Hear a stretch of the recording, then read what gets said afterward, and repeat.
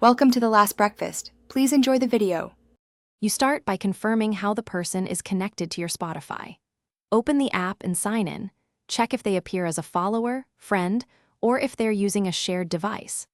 Once done, make sure you have your password and access to the device you'll manage.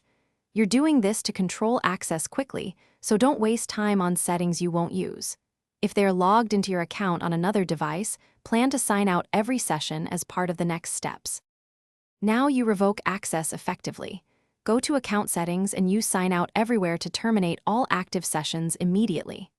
After that, change your password, choose a strong new one, and enable two-factor authentication if Spotify supports it for your account. This prevents relogin.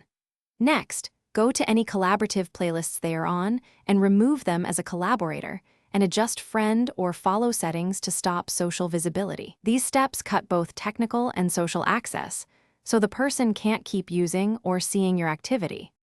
Finish by verifying that devices show signed out and that the person no longer appears in your friends or followers list. Check active sessions again after about 10 minutes to confirm. If they still have access, reset linked third-party apps and contact Spotify support for account issues.